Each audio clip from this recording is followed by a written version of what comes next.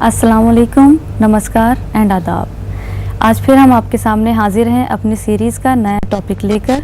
हमारी सीरीज़ का टाइटल है डॉक्टर की आमद से पहले और हमारा आज का टॉपिक है इलेक्ट्रिक करंट यानी कि बिजली के झटके।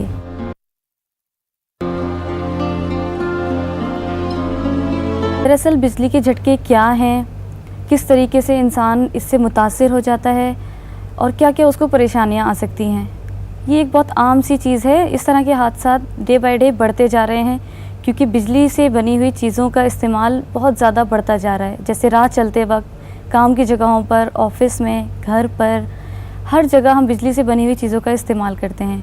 तो जितना ज़्यादा इसका इस्तेमाल किया जा रहा है उतनी ज़्यादा उससे परेशानियाँ भी बढ़ती जा रही हैं अगर इसको हम ठीक तरीके से, ध्यान से, एहतियात से इस्तेमाल ना करें। अब इसके बारे में मज़ीद जानकारी के लिए हमारे स्टूडियो में मौजूद हैं एक्सपर्ट के तौर पर डॉक्टर नबीला खान। आइए उनसे इस टॉपिक पर बात करते हैं। अस्सलाम वालेकुम। वालेकुम अस्सलाम। डॉक्टर नबीला, इलेक्ट्रिक करंट या बिजली के झटके क्या हैं? नॉर्मल करंट एक वायर्स में जब फ्लो वायर्स में चल रहा है, तारों में दौड़ रहा है, कब ऐसी हालात पैदा हो जाते हैं कि इंसान को इस तरह की दुर्घटना में इंसान मुब्तला हो जाता है और बिजली के झटके लगने से उसकी ज़िंदगी का ख़तरा बन जाता है। तो प्लीज़ आप हमारे दर्शकों को बताइए कि बिजली का झटका या इलेक्ट्रिक करंट क्या है? कुछ हादसे और ज़ख्म जो हमें इलेक्ट्रिक करंट के ताल्लुक़ से हो जाते हैं उसके बारे में मैं आज बताऊंगी आपको। इसके जो सिम्टम्स होते हैं वो तो डिपेंड करता है कि किस टाइप का करंट लगा है। करंट के दो टाइप्स होते हैं, एक ऑल्टरनेटिंग करंट होता है और एक डायरेक्ट करंट होता है। डायरेक्ट करंट जो होता है वो जब मरीज़ के ताल्लुक़ में आता है तो मरीज़ का एक हिस्सा, जो हिस्सा उससे ताल्लुक़ में है, वो मतलब कि उसे झटका लगता है और वो दूर कहीं जा गिरता है। जी, यानी कि जो डायरेक्ट करंट है उसके लगने से सिर्फ वही हिस्सा मुतासिर होता है जिस जगह पर वो करंट लगा है। जी जी, और उसका इफ़ेक्ट भी कम होता है। लेकिन ऑल्टरनेटिंग करंट जो है वो पूरे शरीर में दौड़ता है और उससे इंसान चिपक जाता है बिल्कुल। जी, तो वो हमारे ब्रेन में इफ़ेक्ट करता है, हमारे हार्ट में इफ़ेक्ट करता है। इससे जहाँ से ताल्लुक़ है पेशेंट का, जैसे हाथ अगर उसने लगाया है किसी इलेक्ट्रिक अप्लायंस को तो हाथ से जाके पैरों से निकलता है तो पूरे जिस्म में होके निकलता है। जी, तो उससे ज़्यादा नुकसानात होते हैं। जो ऑल्टरनेटिंग करंट किसी शख्स के बदन पर लगता है तो वो पूरे बदन को ही नुकसान पहुंचाता है, जबकि डायरेक्ट करंट में ऐसा नहीं है। डायरेक्ट करंट सिर्फ उसी हिस्से पर मुतासिर होता है जिस जगह वो लगा है। तो जो शिद्दत है सिम्टम्स की वो डिपेंड करता है कि कौन से टाइप का करंट है, जी, क्या पावर है, क्या वोल्टेज है, जी, कितनी देर तक करंट दौड़ रहा है, बदन से कितनी देर दौड़ रहा है करंट, और इससे डिपेंड करता है कि उसकी जो अलामतें होंगी वो इसी बात पे मुनहसिर करेंगी कि कितना शदीद वोल्टेज का करंट लगा है मरीज़ को और कितनी देर तक वो मरीज़ उसके ताल्लुक़ में रहा है। बिल्कुल जी, तो डॉक्टर साहब ये बताइए कि अगर किसी शख्स को बाय चांस अचानक किसी शख्स को करंट लग गया है तो उसे क्या करना चाहिए? सबसे पहले तो ये है वो कि तो इस हालत में नहीं होगा कि वो कुछ कर सके, तो उसके घर वाले, आसपास के लोग जो वहाँ पर मौजूद हैं उस हादसे के दौरान, तो उन्हें क्या करना चाहिए? किस तरह से वो उस मरीज़ की ज़िंदगी को बचा सकते हैं? सबसे पहले तो घबराना नहीं है बिल्कुल भी। जी, इसके बाद मरीज़ को बिल्कुल भी हाथ नहीं लगाना है क्योंकि करंट मरीज़ को लगा है तो वो जो दूसरा उसको छुएगा उसे भी लग सकता है। तो मरीज़ को छूना नहीं है और करंट को ऑफ़ करना है, स्विच ऑफ करना है। जहाँ से वो मेन सप्लाई आ रही है फ़ौरन हमें उसे बंद करना है। बिल्कुल बंद करना है। और अगर किसी वजह से बंद नहीं कर पा रहे हैं तो कोई भी वुडन स्टिक से मरीज़ को दूर करना है वहाँ से। आप खुद अपने हाथ नहीं लगाएंगे, लकड़ी का इस्तेमाल करके मरीज़ को करंट की वाली जगह से दूर हटाना है। जी, लकड़ी का इस्तेमाल कर सकते हैं, रबर का इस्तेमाल कर सकते हैं, जो भी बैड कंडक्टर्स होते हैं उनका इस्तेमाल कर सकते हैं। ऐसी चीज़ों का इस्तेमाल करेंगे जिसमें से करंट पास नहीं होता है, करंट दूसरे मरीज़ को लगने का ख़तरा नहीं होता है। ऐसी चीज़ों का हम इस्तेमाल करेंगे और उस मरीज़ को करंट से दूर हटाएंगे। जी, और एक बार दूर मरीज़ हो गया फ़ौरन एम्बुलेंस को आप फ़ोन करेंगे। डॉक्टर साहब, मैं ये जानना चाहूँगी कि किस तरह के लोगों में क्या ऐसे हालात पैदा हो जाते हैं कि जब ऐसी दुर्घटना या ऐसा हादसा हो सकता है, और किन लोगों में ज़्यादा इसके इम्कानात हैं? ज़्यादातर देखा जाए तो ये घरों में किस्से सुनने में आते हैं। बच्चों को ज़्यादातर रिस्की होता है क्योंकि जो इलेक्ट्रिक प्लग्स होते हैं वो काफ़ी लो लेवल पे वॉल्स पे लगे रहते हैं जी, और वो खुले रहते हैं, यहाँ पे कोई प्रोटेक्शन नहीं होता। और बिजली के प्लग्स भी पुल कर लेते हैं बच्चे। जी। उसके अलावा जो इलेक्ट्रिशियंस होते हैं, ऑक्यूपेशनल हैज़ार्ड होते हैं उसमें, तो इनमें ज़्यादातर बच्चों में और यानी कि जो इस तरह के काम करते हैं लोग बिजली से जिनका ताल्लुक होता है, जैसे इलेक्ट्रिशियन है, बिजली के काम करने वाले, ये जी। फिटिंग जो बिजली की करते हैं, जी। इस तरह के अशखास में इसके चांसेस ज़्यादा होते जी। हैं। दूसरे इसके चांसेस बच्चों में ज़्यादा होते हैं। जी, बच्चों में ज़्यादा होते हैं। और अगर पानी से कोई कांटेक्ट हो, अगर बिजली के प्लग का या कोई एक्सटेंशन बोर्ड का, तो जी, उसमें जी। भी ज़्यादा रिस्की होता है।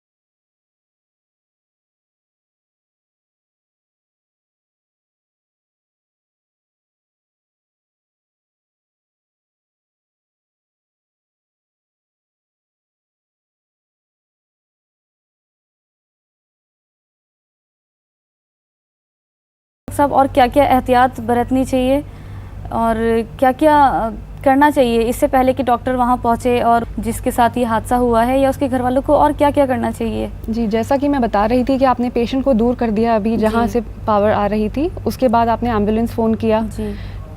इन द मीन जितना टाइम है आपके पास एम्बुलेंस के आने से पहले आप पेशेंट की ब्रीदिंग चेक करेंगी सबसे पहले। यानी कि उसका सांस का जी, आप जो अमल है उसे चेक करना है। जी, जी। आप उंगलियां रख सकती हैं नाक के नीचे ऐसे, और आपको जी। महसूस होगा कि पेशेंट सांस ले रहा है या नहीं। जी। और अगर आपको नहीं महसूस हो रही तो आप उसकी छाती देखेंगे कि वो छाती ऊपर नीचे हो रही है कि नहीं, ब्रीदिंग मूवमेंट्स के यानी लिए। कि सीने की हरकत जो जी।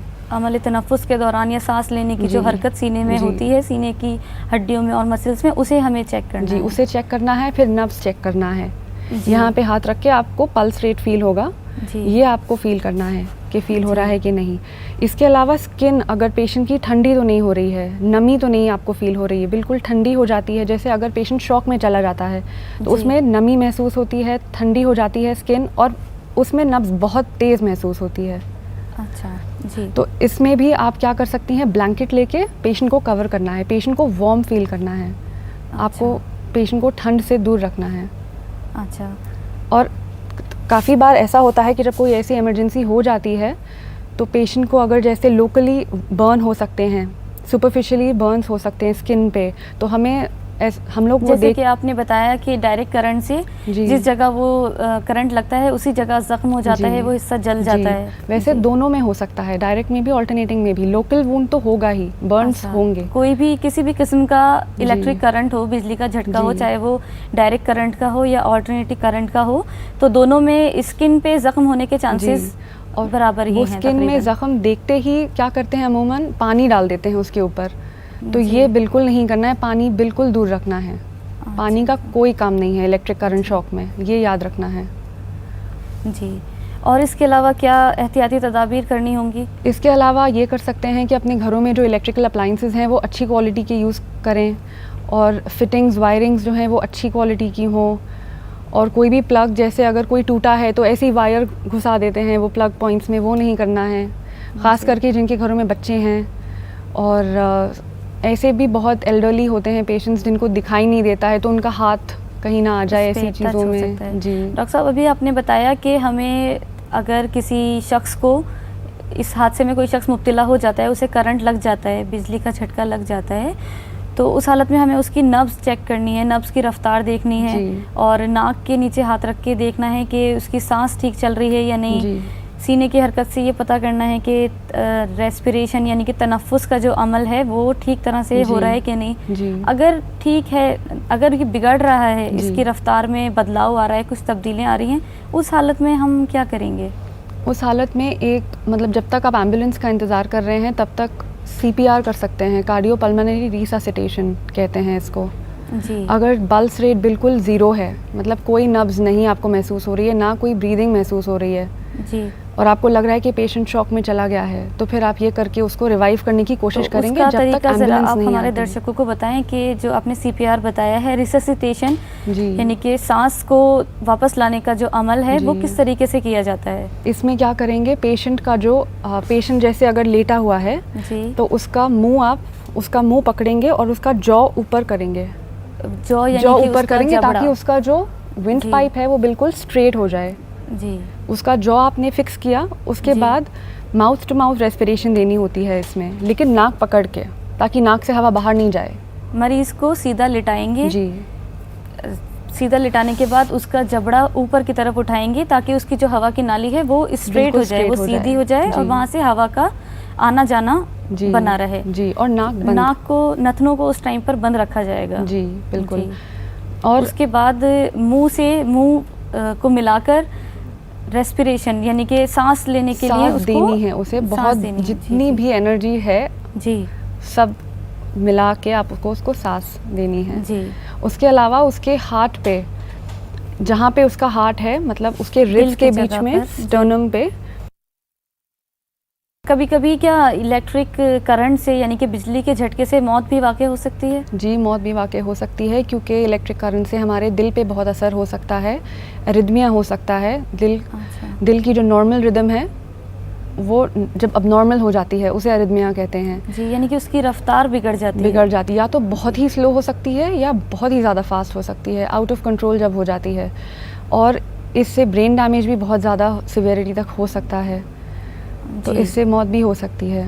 क्या दिमागी तौर पर कुछ असर पड़ता है ये बिजली के झटकों से? जी, दिमागी तौर पर काफ़ी असर पड़ सकता है। सबसे पहले तो केमिकल इम्बैलेंस होने की वजह से पेशेंट को झटके पड़ सकते हैं, पेशेंट थोड़ा कंफ्यूज्ड हो सकता है, यहाँ तक कि बिल्कुल ही बेहोश भी हो जाता है। जी, तो उस हालत में हम जब तक डॉक्टर वहाँ नहीं पहुँचता है उस जगह पर जहाँ हादसा हुआ है, उस वक्त तक हम उस कंडीशन में, उस हालत में क्या करेंगे? उस हालत में तो जैसे कि मैंने आपको बताया, फ़र्स्ट एड में आप बस ये एक बार आपने देख लिया कि उसकी नब्ज़ और ब्रीदिंग चल रही है, तो फिर आपको एम्बुलेंस का इंतज़ार करना है। और अगर कोई सुपरफिशियल बर्न्स हैं और अगर पेशेंट पावर पॉइंट से दूर है, इलेक्ट्रिक करंट से दूर है, तो फिर आप उसको सुपरफिशियल बर्न्स को ट्रीट करेंगे, क्लीन बैंडेड लेके उसको सिर्फ आप कवर कर देंगे। लेकिन डॉक्टर के पास जाना उतना ही ज़रूरी है? बहुत ज़्यादा ज़रूरी है, आप इसे अवॉइड नहीं कर सकते। जी। क्योंकि जितना डैमेज बॉडी में हुआ है इलेक्ट्रिक करंट की वजह से, वो दिखता नहीं है। जो दिख रहा है वो तो सिर्फ सुपरफिशियल दिख रहा है, जो स्किन तक जो है, लेकिन बॉडी के अंदर क्या चेंजेस हैं वो तो आपको जी हॉस्पिटल जाना ही पड़ेगा। जी, तो बॉडी के अंदर हमें जो सिर्फ दिखता है पेशेंट का, जो शख्स उससे मुतासिर हुआ है, वो बाहर के ज़ख्म दिख रहे हैं, उसके अलावा बॉडी के अंदर भी, यानी कि बदन के अंदर जो सिस्टम है, बदन के जो निज़ाम है, वो भी मुतासिर हो जाते हैं। जी। उसके लिए डॉक्टर की हेल्प लेना बहुत ज़्यादा ज़रूरी है। जी, बहुत ज़्यादा ज़रूरी है। ये फ्रेम को साफ करते हुए करंट लग गया, उसने चला गया। अब वो एक घर का मेहमान आया डंडा लेके, उसने पहले नीचे से स्विच बंद किया और उसके बाद भी करंट अलग किया और उन्होंने एकदम स्पोर्ट देते हुए नीचे लिटा लिया।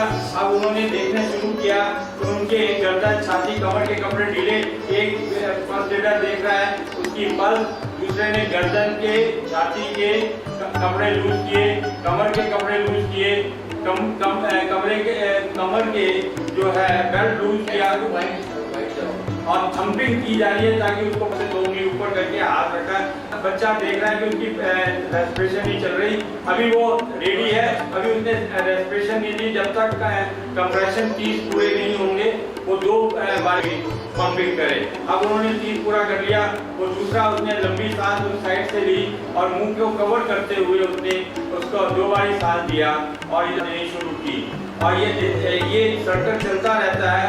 वो देख रहा है 5 सर्कल पूरे होने के बाद वो गर्दन के पास दाढ़ी देने लगा, वो चलने लगी। तो अब ये लोग देख रहे हैं कि इसकी थोड़ी पोजीशन संभल रही है और अब ये कोशिश कर रहे हैं कि इसको हॉस्पिटल ले जाने की, ताकि ये अब इसका काम डॉक्टर्स के पास पहुँचे टाइमली, जिससे कि वो प्रॉपरली देख सके कि इसके इंटरनल कोई इंजरी नहीं हुई। तो अब ये एस मेथड, क्योंकि बच्चा बड़ा हैवी है, इसको रोलिंग करने की कोशिश की गई।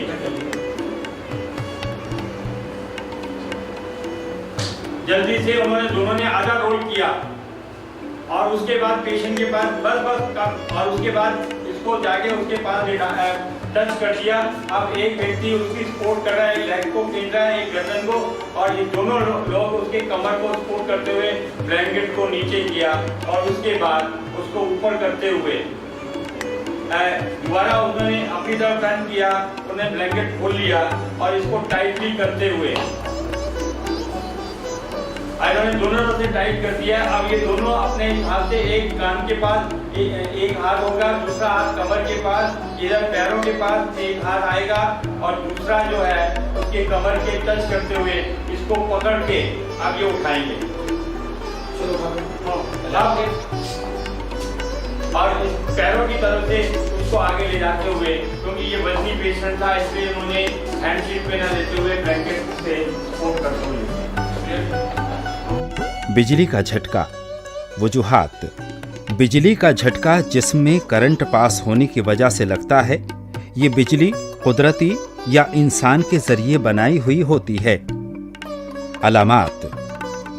बिजली के लगने की जगह पर जलन होना, जिल्द पर भूरे रंग के निशानात पड़ जाना, इंतहाई दर्द महसूस होना, मांसपेशियों में खिंचाव का एहसास होना, बेहोश होना, हड्डी वगैरह का टूटना। इब्तदाई तिब्बी इमदाद। किसी लकड़ी वगैरह की मदद से मुतासिर फर्द को फौरी तौर पर बिजली से अलग कर दें। मरीज की सांस और नब्ज की जांच करें। अगर सांस और नब्ज कमजोर है तो फौरी तौर पर मरीज को CPR दें। जलन को कम करने के लिए ठंडे पानी का इस्तेमाल करें। बहुत सफाई और एहतियात से मरीज के जले हुए हिस्सों को ढक दें। ज्यादा जख्म होने पर मरीज को अस्पताल ले जाएं। एहतियात। बिजली के आलात को ठीक से कवर करके रखें। बिजली के आलात को बच्चों से दूर रखें। बच्चों को बिजली के सामान से खेलने की इजाज़त ना दें। बिजली के उम्दा किस्म के आलात का इस्तेमाल करें। बिजली के निज़ाम की अर्थिंग बेहद ज़रूरी है। बिजली के तमाम स्विचेस वगैरह को कवर करके रखें और सबसे ज़्यादा अहम है ISI मार्का आलात का ही इस्तेमाल करें।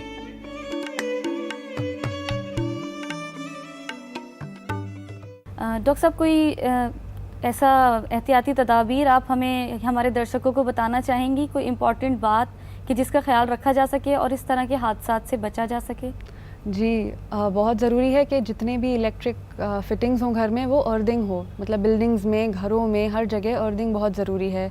इससे बिजली का करंट जो है वो ज़मीन पे चला जाता है और इंसान को नहीं लगता। जी, यानी अर्थिंग के ज़रिए इन हादसात को कम किया जा सकता है। जी बिल्कुल, बचाया जा सकता है। आपने हमें बहुत अच्छी जानकारी दी इलेक्ट्रिक करंट्स यानी बिजली के झटकों से रिलेटेड, उसके लिए आपका बहुत बहुत शुक्रिया।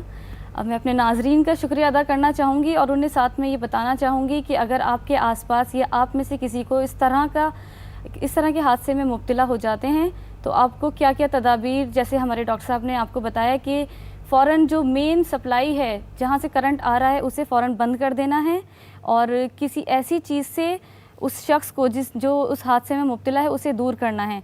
जैसे कोई लकड़ी है या रबड़ है, कोई भी ऐसी चीज़ कि जिसमें करंट पास ना हो उससे उसे दूर करना है। और जो ज़ख्म उस इलेक्ट्रिक करंट की वजह से, बिजली के झटके की वजह से हो गया है, उस पर पानी नहीं डालना है। डॉक्टर साहब बहुत बहुत शुक्रिया, आप आएँ और हमें बहुत अच्छी जानकारी दी। Thank you. Thank you. ये महज फौरी तिब्बी इमदाद के तरीक़े हैं जो ऐन मौके पर फौरी मदद के तौर पर मरीज को दिए जाते हैं। ये तिब्बी इलाज का मुतबादिल नहीं है।